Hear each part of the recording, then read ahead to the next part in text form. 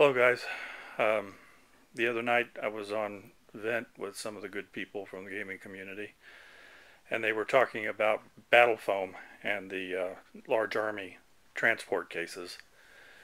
And so I thought I would go out into the shop and dig out an old transport case that I designed 25 years ago to get my minis to and from the gaming sessions. I'm not going to be able to get up too close with this flip, but I'll open this up and show you what the inside looks like. It's all made out of 1x material. Probably weighs in at I don't know, between 3 and 5 pounds just for the case itself. Down in the bottom right hand corner, if you see something that looks like a little white chip, that's a mini, to give you some ideas of what the size of this thing was. Oh, and there's a look at my gaming table. As you can see, just basically a 4x8 piece of plywood that I have sectioned off into 3 sections.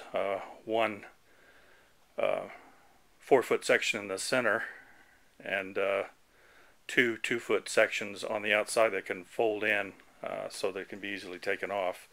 As you can see, my gaming table has some pretty fancy legs. That's because it is a pool table, and that's what happens when an impulse buyer goes to a warehouse full of gaming tables to pick up a card table. So I will open this up. I designed it to fit 2 60 drawer parts cabinets on the inside face to face, so that the drawers faced up to one another and kept them from popping open.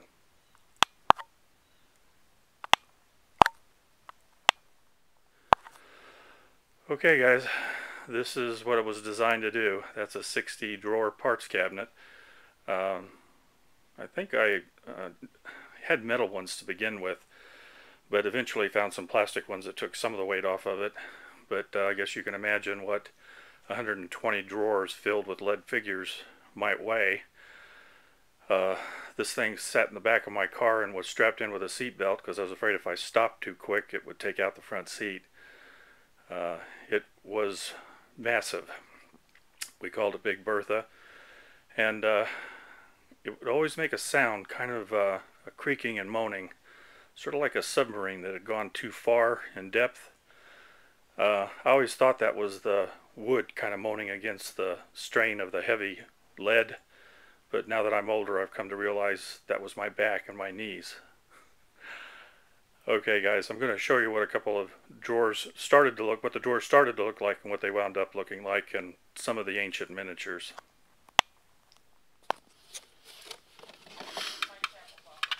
Okay, this is how they first started out.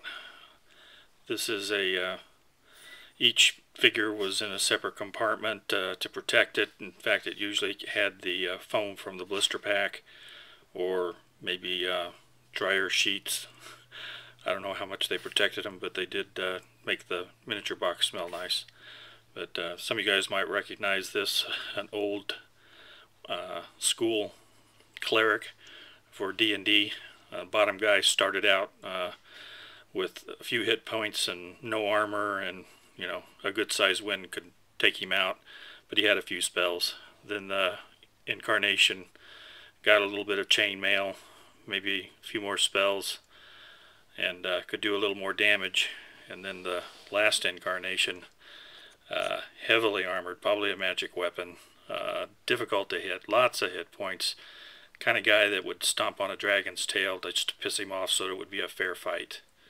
So I don't know if I can give you any better close-ups of those old models or not. I might try that. The thing is, because my obsession continued, the drawers started changing in content, and they look like this. Barbarians. And one of these things probably comes in at, I don't know, quarter of a pound or something by the time you have all that lead in there. So you can do the math. Once you multiply that times 120 drawers, you can see that this thing was pretty heavy. So one of the reasons I'm putting this together is because the guys at Battle Foam really do have a nice product out there. Okay, I'm going to actually come out and admit it. The guys at Battle Foam have made a few minor technological improvements over my original design. Who am I kidding? They've got a pretty fantastic product over there for keeping your minis safe and for transporting them. So I'm going to try and put a link at the bottom of this video so that you can find your way over to their website if you haven't heard about them before. And if you've got the resources, it's an excellent way to take care of your minis. And you should support these guys, or you might have to build something like this for yourself. Okay guys, I'm going to try and show you some of these minis up a little bit closer. This would have been the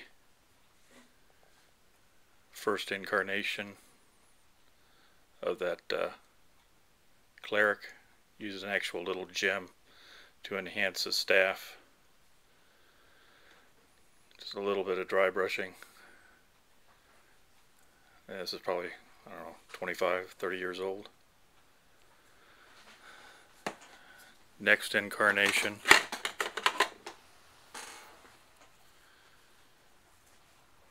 Gets a little bit of chainmail. Some kind of a source of power where he can cast. Guys came in handy against undead in the party.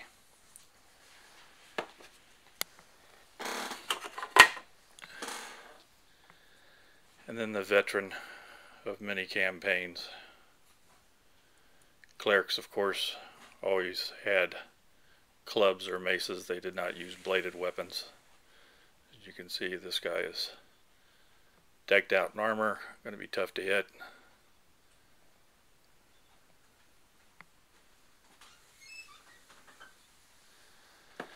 And let's see here.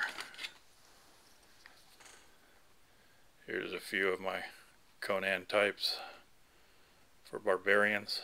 Unusual for me to do any extra basing on these models, but that's something we eventually got to.